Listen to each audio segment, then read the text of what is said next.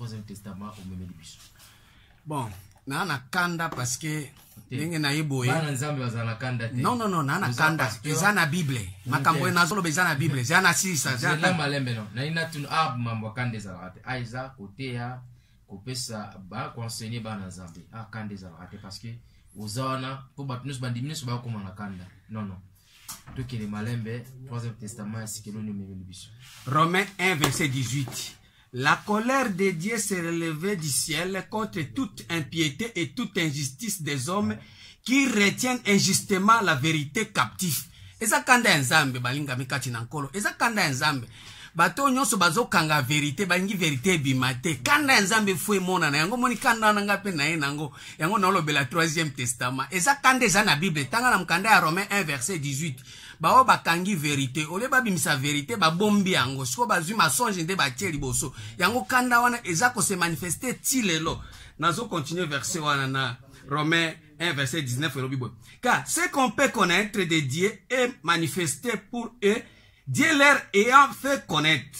En effet, la perfection invisible de Dieu, sa puissance éternelle et sa divinité se voient comme à l'œil nu. Depuis la création du monde, quand on les considère dans ses ouvrages, ils sont donc inexcusables. Bao nyonso bazokanga volonté en Zambé, vérité en Zambé. O esengeli bato baye ba yango ba mona yango poasa boye na misu. Kanda nzambe siko ezosala ke bao nyonso bazokanga vérité wana basa nzamba ko excuser bango te yango wana biso to meli bango troisième testament pe na yebike na nde bato baolanda boye basi bayebi premier testament bato bayebi deuxième testament mais troisième testament bayebi te yango ezalaki ya kobombana yango siko tolingi to fungola yango po te bato bayeba la fois passée tolobaki to time kanda ya Deutéronome 28 verset 11 à 13 balobi nzambe akopesa trésor na yo eza ciel mais jusque là colère ya nzambe telemi peka na ciel parce que kanda nzambe zoma parce que trésor ya nzambe o ezali ciel batu bazozwa yango te yango to tanga ki la fois passée na mkanda ya Jean 3 verset 13 Jésus azoloba personne ne monte au ciel mais soko tali ba Eli ba mataki na ciel or tango ba Eli bazoma na ciel ba mataki na ba premier ciel na deuxième ciel ba tikali ko arriver na troisième ciel te or soko tangi na mkanda ya 2 Corinthiens 12 verset 2 à 6 balobi je connais un homme en Christ qui fit ravi jusqu'au troisième ciel.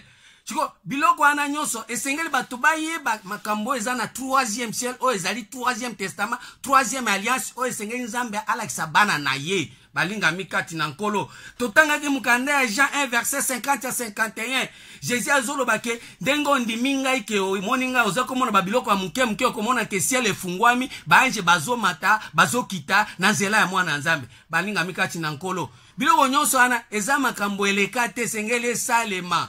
Yangwana lelo na zolo baboye oyo nyonso akoya na kati na nzambe soki ciel efungwami te makambo nyonso azoyeba eza lokuta po vérité bombana siko ndenge bombana lelo to fungola yango po ete ciel efungwama so ciel efungwami siko il faut mutu na mutu akota na kati ya vérité oyo ezali Jésus Christ alobi je suis le chemin la vérité et la vie azolo ba sisu na Jean 15 abi mutu atamoko akokende pa tatate aleka kaka na nzela na yango wana bandeko malinga mika abi pe sans moi vous ne pouvez rien faire sans moi qui Jésus or bato batiki Jésus bakangami na bato mosusu or bato mosusu bakoki jamais ko fungola ciel efungwa makaka soko moni mwana ya nzambe Jésus Christ azomata azokita na nzela ya liloba ya nzambe mutu te puisque parmi les fils de Dieu, Dieu n'a jamais dit à tous ses fils que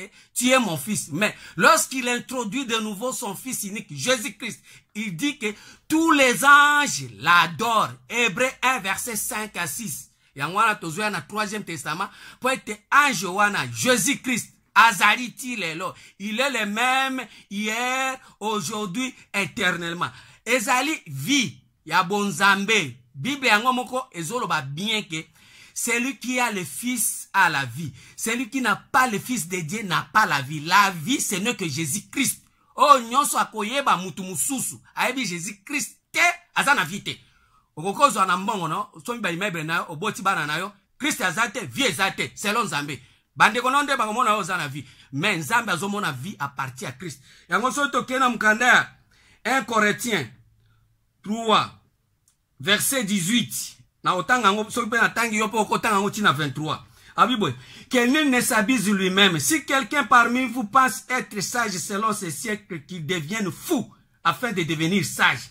Car la sagesse de ce monde est une folie devant Dieu. Aussi est-il écrit, il prend les sages dans leur ruse. Encore, le Seigneur connaît les pensées des sages.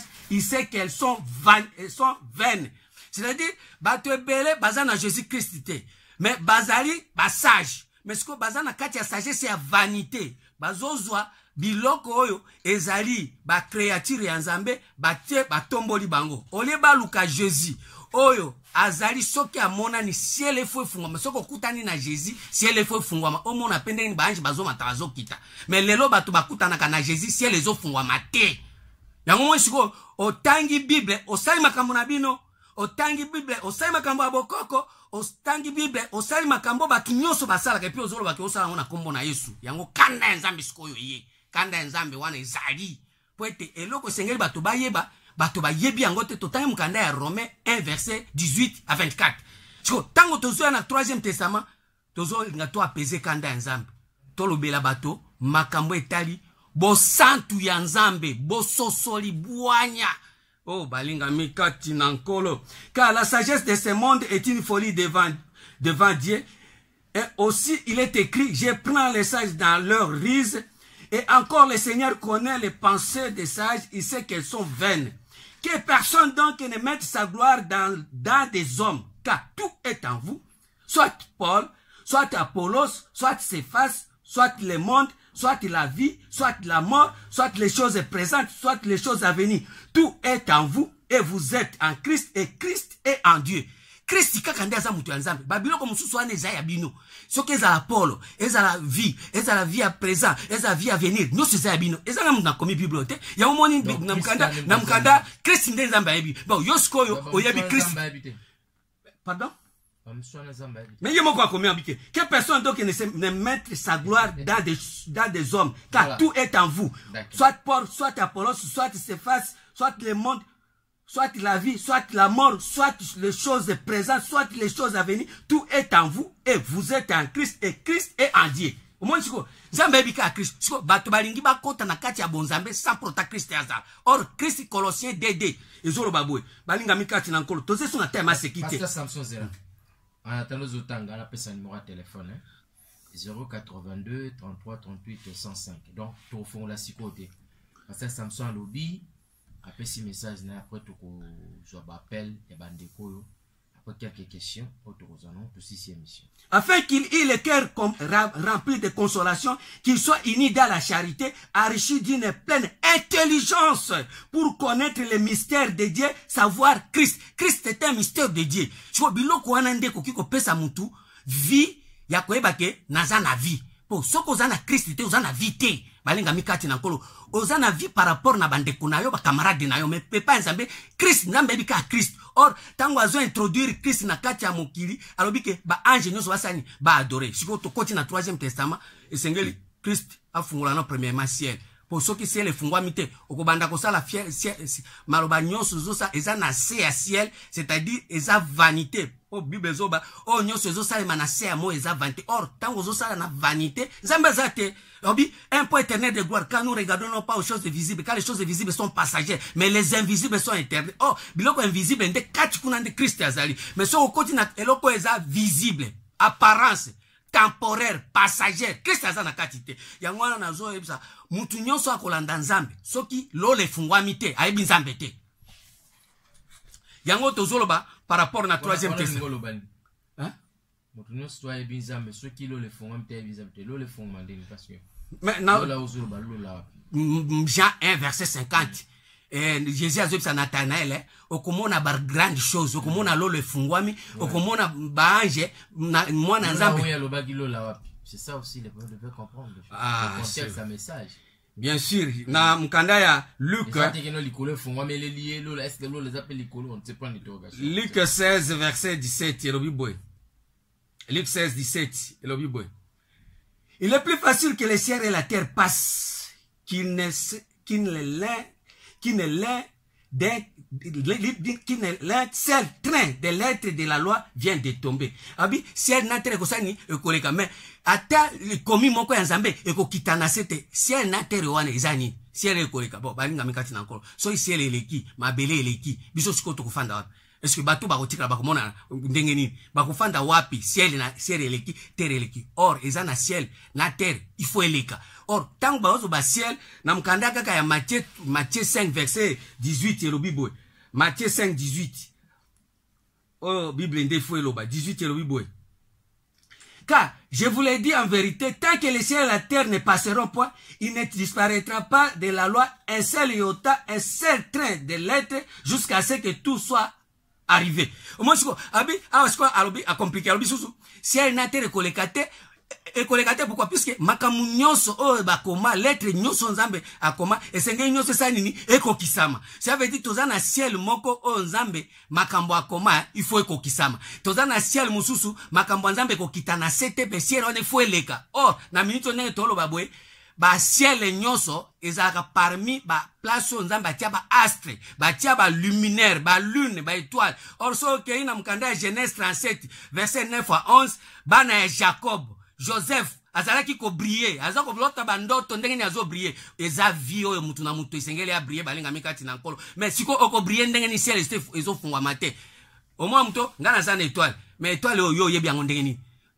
oyebeli yango na nzela ya nani ala kisho ko za na étoile est-ce que soki po za na étoile est-ce que ozo respecter étoile na yo po ete éclairé to bazui étoile na yo bazipike yango na mate ezangatina na mate ya buzoba na mate ya ignorance à ce moment là yozoba ke nana nzambe or ciel efungwami nante soki ciel efungwami ndeko na ngai étoile faut briller to mona ndenge ni mutu azo briller mais okotala lelo bato azo simba bible bato azo tanga liloba nzambe bazo sangana mais mutu atamoko azo briller azate puisque kimoyibe zakaka mutema mabe zakaka lokuta surtout na téléphone lokuta ça veut dire ba ciel wana ba astre wana bazokuka ko briller te mutu azolo bake ngana zana nzambe ozana nzambe bien sûr total soko ozana lune soki lune ayo ezo éclairer parce que tango Joseph abaka ba ndeko ne kutu bayokela ke kanda parce que alobi oya azo briller koleka bango nyonso ozomona yango wana lelo bato ebele bazo briller mais kotala boye ndenge bazo briller ezali par rapport na ignorance mais bazoko ka ko se détecter te po bala ki sa solo ke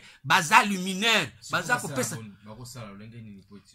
bakota na 3e testament puisque na 3e testament il faut ciel efungwama tango ciel efungwami nde okoyeba ke Jésus oyo na kati ya moko na moko Jésus Jésus ya bato ebele te puisque balobi na mkanda ya Apocalypse 12 il fa Bible ezana tanga ngo Apocalypse 12 premier verset yo petanga Bible na yo sika ozali obi un grand signe paru dans le ciel signe nano munene ekoki ko apparaître na ciel nde signe nini wana okotala likolo ndio moni kuna likolo non ciel ya moko na moko faut tomona grand signe ezo apparaître yo moko comprendre que non natambo na buzoba mingi nazana matea mingi meza ya lokuta or tango zo te ma matea ya lokuta ciel na yo ekozala toujours na trouble or soki ozo te na matea ya solo okotele misa lumière okotele misa moi na yo ekolala lisusu te soki na Isaïe 60 yo kozala toujours ko briller mais tala lelo mutu na tongo azo briller na pokwa molili ekoti mais yo nini ba pesi au service ba pesi au misala mais total na tongo boy to ya ko sala inventaire boy moyibe ekoti na kati ça veut dire azo ba ko gérer biloko eza na kati na ite à ce moment là Nzambe na bolingo na e afungola ke na no ciel tepo a se contacter na lumière azanango ayeba nini Nzambe atia na kati na e pour être a se découvrir pour a protéger lumière na e de façon que butu ba ténèbres misala ya molili musala ya kindoki moyibi lokuta mtema be esala ba susute mais lelo toza wapi tout le monde azana première alliance ya Agar baza ba esclave ya biloko esclave ya bonyama esclave batu baza bakomi ba umbu ya mbongo mususu akoti na deuxième alliance eza alliance ya Agar ya Sara nyoso ana eza bo moto na kati ayebi makambo batu azopesa prophétie ya batu puisque Bible dit le cœur de l'homme connaît les choses de l'homme si ce n'est l'esprit de l'homme qui est en lui 1 Corinthiens 2 verset 11 et personne ne connaît les choses de Dieu si ce n'est l'esprit de Dieu yango tozolinga sikoyo tokota na kati ya 3e testament po ete tokota na kati na esprit ya Nzambe puisque soki tokoti na kati esprit ya nzambe ye moko nzambe abi les vrais adorateurs adorent le Père en esprit et en vérité. Abakisi en chair te, abakisi pe en mensonge te. Et puis soki okoti na esprit, le même Bible lobi na mukanda Job 32 verset 8. En réalité dans l'homme c'est l'esprit, le souffle du tout-puissant qui donne l'intelligence. Mais okomona lelo batu bazoye pa nzambe, baza na esprit te, baza chair. Baza chair, bazolo bakama kamunoso en chair. Mukanda ya Jean 3 verset 30 elobi boy. Molinga mikati na nkolo tanga Bible na yo tozana ta malamu oyo. Il faut qu'il croisse et que je diminue. Celui qui vient d'en haut est au-dessus de tout. Ce qui est de la terre est de la terre. Il paraît comme étant de la terre. Celui qui vient du ciel est au-dessus de tout. Abi, oyaza ya ciel, akoloba makambo ya ozo kalikolo. Makambo eza ya likolo, makambo ya bonzambe. Akoloba makambo a terre te. Mais yoka lelo, okomona mutaza mutu ya nzambe. Mais tango abandi koloba makambo a terre. Babi boy. Il rend témoignage de ce qu'il a vu et entendu. Et personne ne le soit son témoignage. Mutu aza na ciel, azo rendre témoignage na makamboyo ayoki na ciel. Siko tellement batu baza terre, mutu atamo kozo comprendre ça te. Bon, alingi sikoyo batu balingi te to kota na niveau ya ciel po to rendre témoignage na makamboyo zolo ba mana ciel. Balingi kaka to rendre témoignage na makamboyo zolo ba mana terre. Yango komoni otangi bibe. Osali makambo na bino, osali makambo ya bokoko, osali makambo ya kutime, et puis osangisi yango lobi eza nzambe, nzoka nde yo lo le fungwami na nte. Si le fungwami te, lelo bato ebele bazolo ba nzambe. Nzambe aza bololete, nzambe alobi nako benir yo, nako pesa yo trésor na ngai, okozala na trésor na ngai, babengi yango ciel. Et puis alobi yo okobanda nini, obanda ko pambola, oko defisa te, me okobanda ko defa bato, okobanda ko pesa bato. Et puis alobi okozala mutu, okozala mukila te, okozala tête. Or, soki totali tête ce n'est que Christ. Soki ozana Christ, ndio ozana tête. Obi Christ est la tête de l'église. Mais okomona lelo, bato batiki biloko wana, babandi kosala makambo na bango. Pona nini? Po ciel efungwami nante. Bazui pe trésor ya nzambe te. Po ete soko zui trésor ya nzambe. Souci na yo premièrement, les ana no ciel efungwama. Yango moni Bible ezoba bien. Cherchez premièrement le royaume et la justice de Dieu. Et tout le reste. Et ko pesa menase mais lelo batu bazoluka le reste. Royaume mutu azo s'occuper na ngo azati. Or soko koti na kati ya royaume et ko permettre yo oza la roi, o dominer. Ndeko auti koloba, auti koleka alobi problème ya Nicodème. Abi soko botami na maite, omayi botami na molimo te, okokota pe na bokonzi ya nzambe te. C'est-à-dire royaume ezali fo mutu akota na kati na royaume o régner. Lelo mutu atamo kazo régner te, kindumba ezo régner, mutema mabe ezo régner, lokute ezo régner, songi ezo régner partout. Batu akomi, batu moko soko tali batu basambelaka na batu basambelaka te, différence ezate. Pourquoi? Royaume ezate. Or Jésus azo sango ke le royaume ne vient pas d'une manière à frapper les regards. Le royaume est au milieu de vous. Mutu na mutu soki asosoli nzambe bia koki kokoma roi. Mo kokoma roi ndenge ni soki ilo le fungwa mite. Ciel na yo fungwa mite. O se comprendre que ngai na yaki na mokite po na kosala ba bêtise. Naza na mission spéciale pour nzambe po ete esengeli o nzambe atia kati na ngai e briller. Yango moi mukanda ya Esaïe 26 verset 9 elobi nini? Balinga mikati na nkolo bo eskizenga teza muke fona tanga Bible. Esaïe 26 verset 9 elobi boy. Mon âme te désire pendant la nuit et mon esprit te cherche au-dedans de moi. Mutu nyoso ya lukaka nzambe na kati na ye nde akozwa nzambe. Mutu nyoso alukaka nzambe libanda na ye akozwa na ye batu. Akomona batu. Akomona ba pasteur, akomona ba évêque, akomona ba bishop. Ako adore bango, mais na kati na ye akotikala komona nzambe te. Or nzambe balukaka ye na kati. Or soko koti na 3e testament, okoluka su nzambe alibanda te. Nzambe alibanda te. Parce que mutu na mutu fo ciel na ye efungwama a se découvrir, amiyeba, amisosola avant à agir. Oh balinga mi kati na nkolo. Mais siko lelo tozabwe bato bamiyebi te. Yango moni lelo nde tozabwe batu nyos baza na première alliance, na deuxième alliance, baza na premier testament, na deuxième testament. Troisième testament, mutata moka zo kota te. Siko, poko ta yango, porte zaki ya kukanga mameleo to ya kufungolango. To fungolango ndeni. To fungolango ndeni, balinga mikati na nkolo.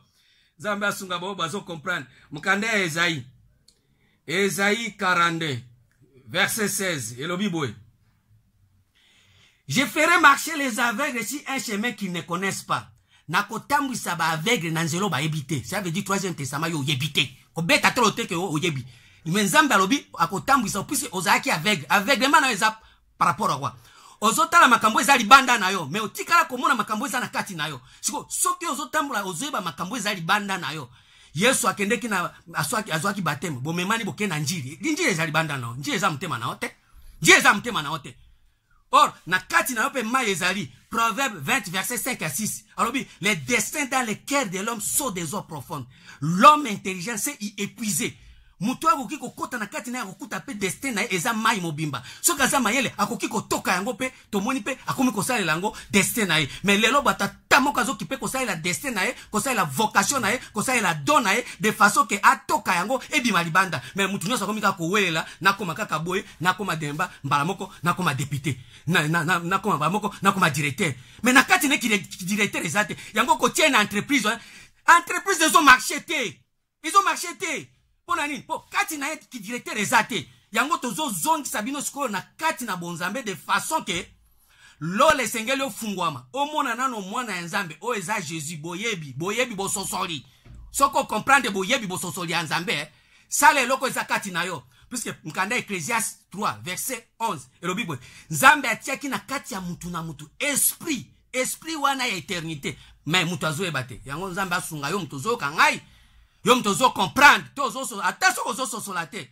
Bana no bakoya koyeba makambo. O tozo lobo oyo mingi na zolo ba papa ba mama bo préparer bana na bino ya 14 à 15 ans 20 ans. Puisque nazo linga génération ezoya eza les sous kotala les sous ko juger par rapport na apparence te Jésus azoboya yango na mkanda ya Jean 7 verset 24 le Bible. Jean 7 verset 24. Bande ko bo excusez nga Bible nde lobaka. Ne jugez pas selon l'apparence, mais jugez selon la justice. Ah, Jésus ndi azoloba. Bato bazo juger mingi selon apparence. Biloko alibanda. Oh, esengeli bato ba juger sko selon justice. Siko justice ezalaka wapi? Proverbe 11 verset 18. Papa, maman, botanga Bible, boyebi sape bana bino batanga Bible. Proverbe 11 18e verset. Na otanga ona kombo na Yesu Christ. Le méchant fait un gain trompeur, mais celui qui sème la justice a un salaire véritable. Celui qui sème la justice. Oko sème justice wapi na mabele nini baninga mikati na nkolo. Oko kende ko sème justice wapi na plateau de bateke? Non. Ba sema kana kati ya mabele o ezali bomo ya moko na moko. Mkanda ya Matthieu 13 verset 23. Balobi mabele malamu ezali oyo yambaka liloba pe binisi bambuma. Mais il faut ba sème nini? Ba sème na no justice. Po omieba, po justice nzambe za mutu amieba. Soko omiyebi te, oza justice. Pasteur Samson, je crois que vous avez candidaté. Kanda nzambe. Kanda nzambe za nzambe za nzambe. Mais totangi mkanda ya Romains 1 verset 18 yo kaki amote. Na yo ki amume siko yo ko se la kamalo. OK, je crois vice Matondo aza na biso, donc et de tikale wa minute o tikali pasteur Samson. Au 3e testament. Nani oya kokota na 3e testament? Parce que lobi mingi na timoni na tikelo mwata poso loba. Mais si ko na habite nani oya kokota na 3e testament? Est-ce que ça mutu azaki na 1er testament, 2e, hein, et surtout tout ça na 3e testament, dengo zo peut-être sur la 3e testament. Là je donne certainement le numéro de téléphone. C'est 082 33 38 105. 082 33 38 105 au Bengibiso. Au petit point de vue par rapport au 3e testament, est-ce qu'il est vrai que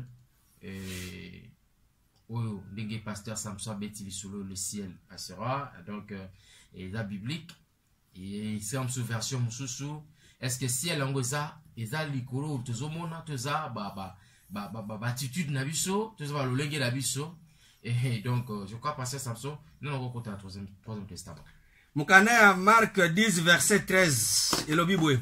On lui amena des petits enfants afin qu'il les touchât. Mais les disciples reprirent ce qui les amenait. Jésus voyant cela fit indigné et leur dit, laissez venir à moi les petits enfants et ne les empêchez pas, car le royaume de Dieu est pour ceux qui leur ressemblent. Je vous le dis en vérité, quiconque ne recevra pas le royaume de Dieu comme un petit enfant, il n'y entrera point. Batu basi bakomi ba mikolo nani na première alliance, na premier testament. Batu bakomi ba mikolo na deuxième testament. Soko yebisi zonga mwana muke, fanda na baba ndako yoka. Akoyoka te. Oh nga yango moni ba docteur de la bazai belé.